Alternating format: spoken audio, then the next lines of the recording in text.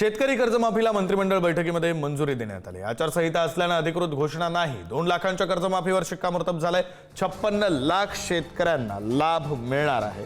36,585 कोटी रुपयांची कर्जमाफी असेल। शेतकरी कर्जमाफीचा विषय कॅबिनेटला आहे, मंत्रिमंडळ त्याच्यावर निर्णय घेईल।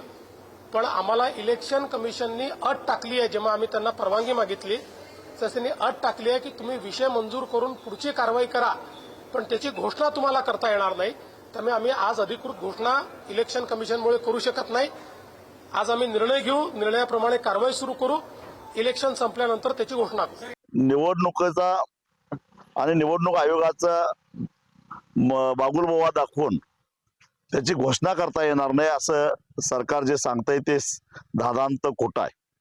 एक मुळामध्ये या निवडणुकीत जे मतदार आहेत त्या मतदारांच्यावर प्रभाव टाकण्यासारखा त्यांना लाभच होणार नाही या कर्जमाफीचा, तर मग प्रभाव कसा काय पडणार?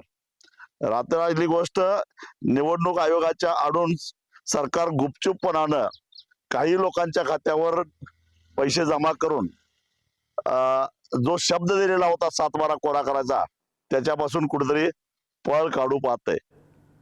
शेतकरी कर्जमाफी मंजुरीच्या राज्य सरकारच्या निर्णयावर शेतकरी संघटनेचे ज्येष्ठ नेते रघुनाथदादा पाटील यांनी टीका केली। 50,000 अनुदान शेतकऱ्यांना देण्याचं सरकारकडून अनेक वर्ष सांगितलं जातंय, पण ते अजून दिलं गेलं नाही। सरकारकडे शेतकरी कर्जमुक्तीची मागणी करतोय, पण कर्जमाफीचा निर्णय घेतला जातोय।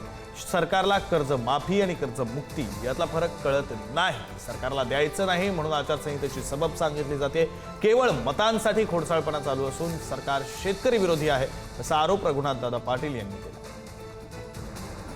मंजुरी दिलेली आहे आणि एवढी बातमी ही कशासाठी दिली तर याच्यामध्ये कर्जमाफी आहे म्हणून सांग।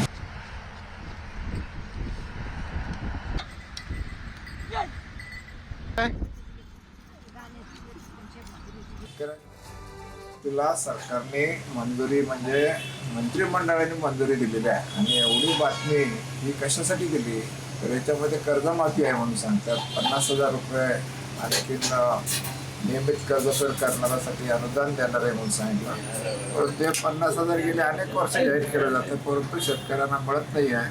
तर हा प्रश्न जो आहे तो तातडीने सुटत नाही। कर्जमाफी आम्ही मागतोय, मुक्ती मागतोय, कर्जमाफी नाही। कर्जमाफी आणि कर्जमुक्ती याच्यातला फरकच सरकारला कळत नाही।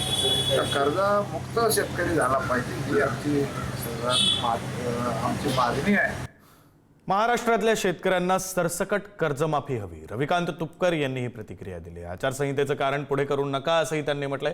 आचारसंहितेचा बाऊ न करता अटी शर्ती जनतेला समजायला हव्यात अशी मागणी अजित नवले यांनी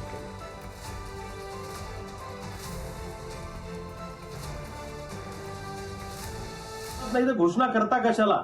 सरसकट कर्जमुक्ती आम्हाला पाहिजे। महाराष्ट्रातले सगळे शेतकरी सरसकट कर्जमुक्त झाले पाहिजे, ज्याच्यावर किती कर्ज असलं तरी, ही आमची मागणी आहे। आणि जर का तुम्ही खोडे घालत असाल, त्याच्यामध्ये जाचक आणि शर्ती घालत असाल आणि शेतकऱ्यांना कर्जमाफीपासून वंचित ठेवणार असाल आणि असे आचारसंहितेसारखे फालतू कारण देत असाल तर महाराष्ट्रातला शेतकरी खपून घेणार नाही। आम्ही सगळे शेतकरी आता एकत्र येऊ आणि प्रचंड मोठं आंदोलन येणाऱ्या काळामध्ये सरसकट कर्जमाफीसाठी उभं करू।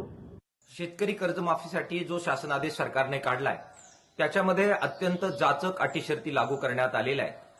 त्यामुळे ही कर्जमाफी आजपर्यंत झालेल्या सर्व कर्जमाफ्यांमध्ये सर्वात कडक अटी शर्ती असलेली आणि सर्वात कमी शेतकऱ्यांना लाभ देणारी ठरणार आहे। या कर्जमाफीनुसार 2019 मध्ये ज्या शेतकऱ्यांनी कर्जमाफीचा लाभ घेतला ते शेतकरी या कर्जमाफीच्या बाबत जरी थकीत कर्जदार ठरणार असले तरी त्यांना केवळ 50,000 रुपये इतकाच कर्जमाफीचा लाभ या शासनादेशानुसार देण्यात येणार आहे। बहुसंख्य शेतकऱ्यांना 50,000 रुपयाचा चुना लावायचा अशा प्रकारचं काम ह्या शासनादेशाने झालेलं आहे। ही अत्यंत संतापजनक अशी गोष्ट आहे।